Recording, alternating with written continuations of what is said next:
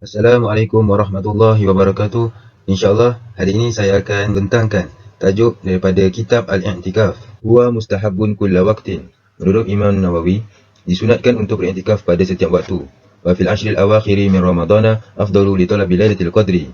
Beriktikaf pada 10 hari terakhir di bulan Ramadan itu lebih afdal untuk mencari malam Lailatul Qadar. Wa mailu Syafi'i rahimahullahu ila annaha lailatul hadi aw tsalithi wal 20. Imam Syafi'i lebih cenderung bahawa Lailatul Qadar itu adalah pada malam ke-21 atau 23. Wa innama yasihul i'tikafu fil masjidi wal jami'u aula. Kemudian Imam Nawawi menyatakan syarat-syarat untuk beriktikaf. Yang mana yang pertama, iktikaf itu hanya sah dilakukan di masjid. Manakala beriktikaf di masjid jami' yang mana mempunyai keluasan yang besar yang boleh mendirikan solat Jumaat itu adalah lebih baik. Wal jadidu annahu la yasihhu i'tikaful mar'ati fi masjidi baitiha wa huwa al-mu'tazalul muhayya'u lis-salati. Menurut kaul jadid, tidak sah seorang perempuan itu beriktikaf di masjid rumahnya, iaitu rumah kediaman sendiri yang dipersiapkan untuk solat. Manakala pandangan kaul qadim ketika Imam Syafi'i berada di Iraq menyatakan sah seorang perempuan beriktikaf di rumahnya kerana tempat solat perempuan itu iaitu di rumah sama seperti tempat solat lelaki iaitu di masjid. Walau ayyana al-masjid al-harama fi nadrihi al-i'tikafa ta'ayyana. Sekiranya seseorang itu bernazar untuk beriktikaf di Masjidil Haram, maka dia wajib melaksanakan iktikafnya di sana. Wa kadza Masjidul Madinati wal Aqsa fil Azhar. Begitu juga sekiranya dia bernazar untuk beriktikaf di Masjid Madinah dan Masjid Al-Aqsa, maka dia wajib melaksanakan nazarnya di sana menurut pandangan Al-Azhar. Pandangan Al-Azhar yang menyatakan wajib melaksanakan nazarnya di Masjid Madinah dan Masjid Al-Aqsa adalah kerana kedua-duanya menjadi masjid tarikan jemaah yang datang seperti Masjidil Haram. Menurut pandangan lawan, iaitu Az-Zahir, menyatakan tidak wajib untuk beriktikaf di Masjid Madinah dan Masjidil Aqsa kerana kedua-dua masjid tersebut tidak mempunyai tarikan orang ramai seperti Masjidil Haram, maka ia jadi seperti masjid biasa sahaja. Wa yakumul masjidul haramu maqamahuma wala aksa. Masjidil Haram boleh menggantikan tempat kedua-dua masjid tersebut iaitu Masjid Madinah dan Masjid Al-Aqsa kerana darjatnya lebih tinggi, tetapi tidak sebaliknya. Wa yakumu Masjidul Madinati maqamal Aqsa wala aksa. Manakala Masjid Madinah boleh menggantikan Masjidil Aqsa tetapi tidak sebaliknya. Wal asahu annahu yashtaratu fil i'tikafi lubthu qadrin yusamma unkufan. Okey, termasuk pada syarat yang kedua dalam i'tikaf iaitu menurut pandangan Al-Asah disyaratkan dalam i'tikaf untuk berhenti seketika yang mana kadarnya lebih lama daripada tumaninah yang ada pada rukuk. Tidak cukup jika sama kadarnya dengan tumaninah supaya boleh dinamakan sebagai berhenti. Wakila, ada pandangan lemah menyatakan yakfil mururu bila lubsin. Cukup sekadar lalu sahaja tanpa berhenti seperti wukuf di Arafah. Wakila, dan dikatakan yushtaratu mukthu nahwi yaumin. Disyaratkan untuk berhenti sekitar sehari untuk melakukan i'tikaf. Ini merupakan pandangan lemah.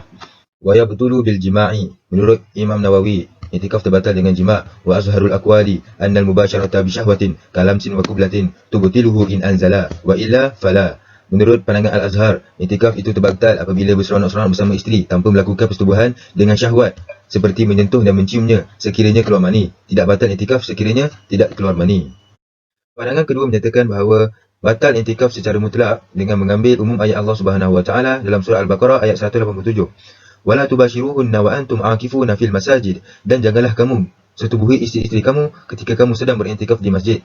Pendapat ketiga menyatakan tidak batal i'tikaf secara sama sekali seperti menunaikan haji. Dan kedua-dua pendapat ini merupakan pandangan lawan kepada pandangan Al-Azhar. Walau jama'a nasiyan fakajima'i shaimi. Sekiranya dia berjimat kerana terlupa bahawa dia sedang beriktikaf, maka hukumnya sama seperti jimatnya orang yang berpuasa kerana lupa akan puasanya. Wala yadurru tatayyubu wa tazayyunu wal fitru. Tidak batal i'tikaf dengan memakai wangi-wangian, berhias dan berbuka. Bal yasihul i'tikafu laili wahdahu. Bahkan sah jika beriktikaf pada waktu malam sahaja. Walau nadhara i'tikafa yaumin huwa fihi sha'imun lazimahu. Sekiranya dia bernazar untuk beriktikaf pada hari dia berpuasa, maka dia wajib melakukannya. Walau nadhara an ya'takifa sha'iman aw yasumu mu'takifan lazimahu. Sekiranya dia bernazar untuk melakukan i'tikaf dalam keadaan berpuasa atau berpuasa dalam keadaan beriktikaf, maka dia wajib melakukannya.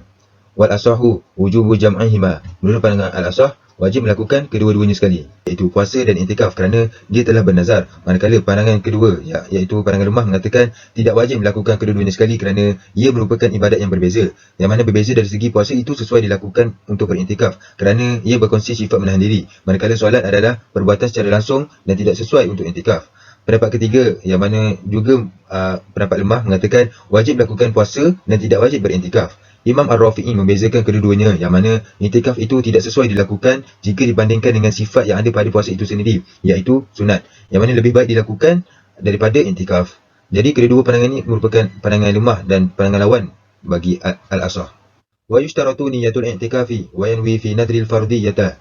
Seterusnya kita masuk kepada syarat yang ketiga, iaitu disyaratkan berniat untuk melakukan i'tikaf, dan niat i'tikaf nazar adalah niat fardu. Wa idza atlaqa kafathu niyatuhu wa in tala mukthuhu. Apabila dia berniat secara umum tanpa menentukan tempoh lamanya, maka niat tersebut diambil kira walaupun dia duduk di dalam masjid pada tempoh yang lama, membandai dengan niat umum tadi. Lakin law kharaja wa ada ihtaja ila al-istinafi.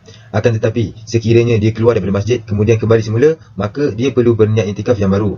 Walau nawa muddatan fa kharaja fiha wa ada. Sekiranya dia berniat dengan menentukan tempoh yang lama untuk duduk di dalam masjid, kemudian dia keluar dan kembali semula dalam tempoh tersebut, fa in kharaja li ghairi qada'il hajati lazimahu al-istinafu haulaha fala. Jika dia keluar bukan untuk membuang hajat, maka dia wajib berniat i'tikaf yang baru.